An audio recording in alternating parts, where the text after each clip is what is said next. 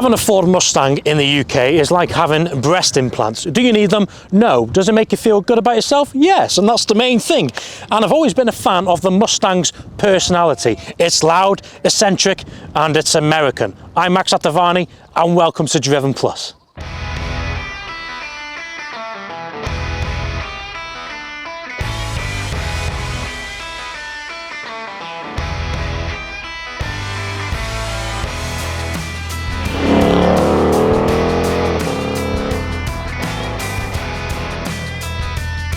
Today we're going to start with its engine, the heart of this car. A traditional 5-litre V8 engine, naturally aspirated, 450 horsepower, 527 newton meters of torque, delivering its power to the rear wheels only via a 10-speed gearbox. 10 gears, who needs 10 gears? I'll tell you about that later, so stay tuned. Now this has a top speed of 155 miles per hour, and Ford say it'll do a 0 to 60 time of 4.8 seconds.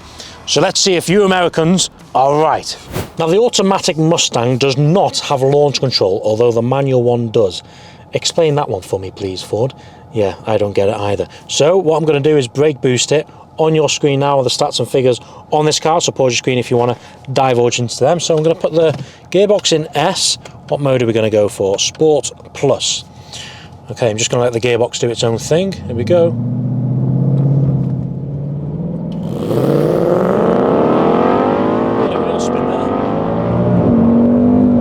4.83, bang on the money. We're going to try one more. Okay, here we go, run number 2. Hopefully that puts some heat into the tyres.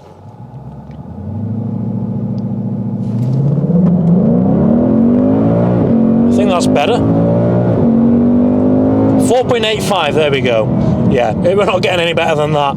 Pretty much bang on the money, so thank you Ford for being honest. Now this is the S550 model, and this was in production from 2015 through to 2023, and the new S650 model has just been released. Take a look at that model, it looks really, really good. But what did you get with this? Because this is the facelift of the S550 model. These vents, these are different, you get thinner lights, all this has been different. It's definitely much more aggressive, and I prefer it.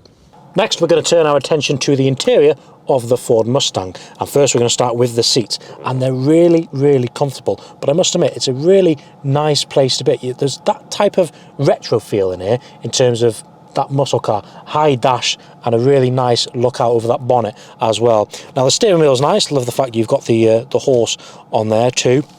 Some buttons on there going on. This has the digital dash, that's nice to look at. This has an 8-inch screen, infotainment screen. You've got Apple CarPlay and Android Auto as standard, although it does have to be plugged in. Things that feel a bit cheap are the buttons. Now look, the hazard one. Ugh, sounds horrible.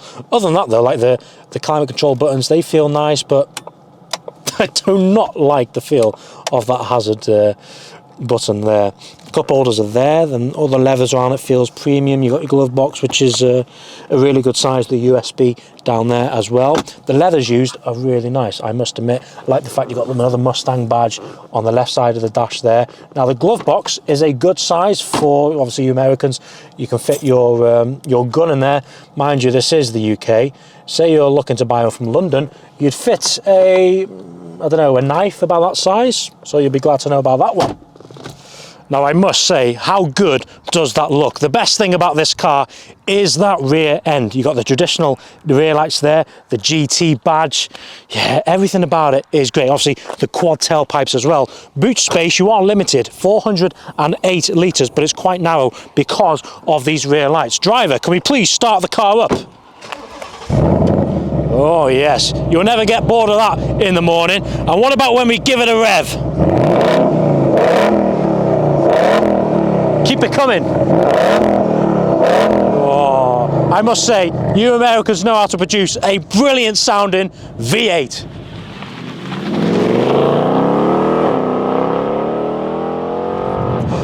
Now when you drive a Ford Mustang, you're not just basically driving a Ford with a big engine. A lot of weight comes with the Mustang name. Firstly, you've got pride, and you've got a lot of history, and you've got passion. And that passion is to be able to deliver an affordable sports car or muscle car for the working man. Now this car has the 5-litre naturally aspirated V8 engine, but here in the UK you can also get them with a 2.3 4-cylinder EcoBoost thing, similar to the one you find in the Focus RS. Don't think you can get them in the new ones anymore, and rightly so, because it's American muscle car at the end of the day. If you want the full Mustang experience, you buy the V8. It's a no-brainer.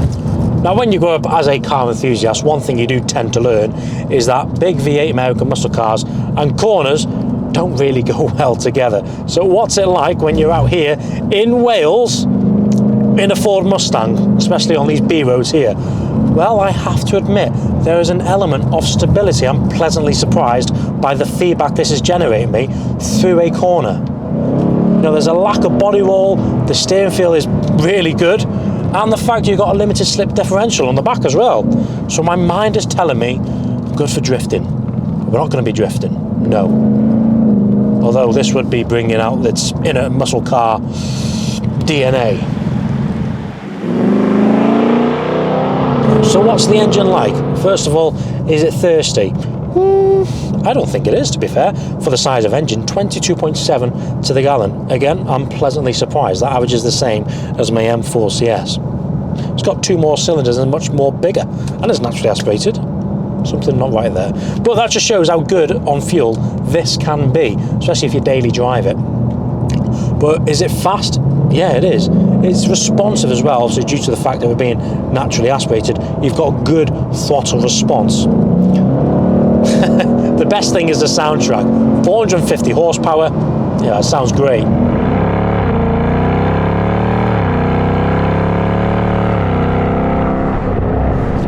And the 10-speed box isn't that bad as well. I'm pretty happy with it. Although if I was to have a Mustang, would I go for the manual? Potentially so, because I think a manual and a V8 muscle car goes hand in hand with each other. But if you're planning to buy one to daily drive and you want to get the automatic, you'll be glad to know the auto is super smooth and fluid. Now, the reason Ford went with a 10-speed box was due to the fact the old 6-speed was too sluggish. That's what everyone says.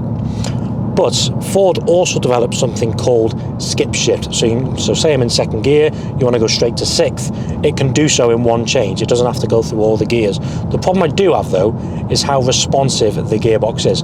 So I'm in 8th gear, 9th gear now, cruising at 40 miles an hour. I'm going to put my foot down.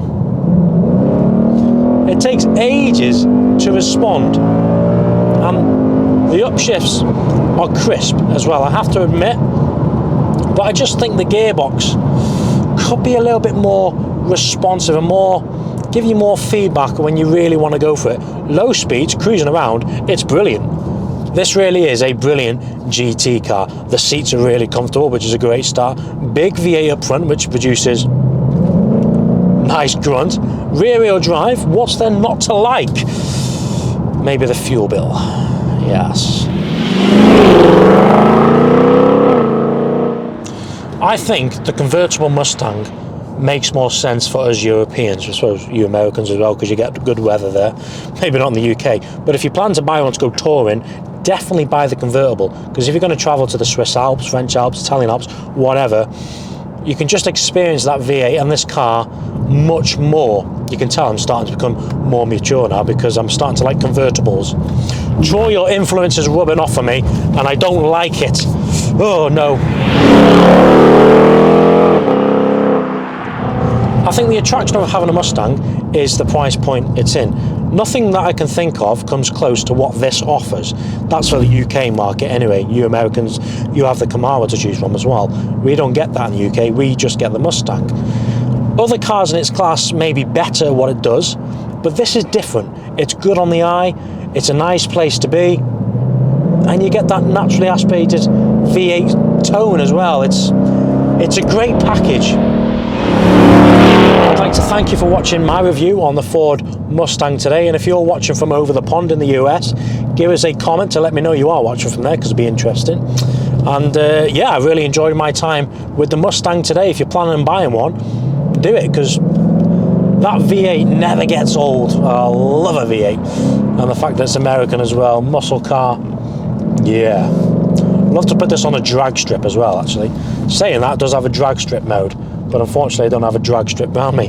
Anyway, press the subscribe button, leave a like, and we'll see you next week. Thanks guys.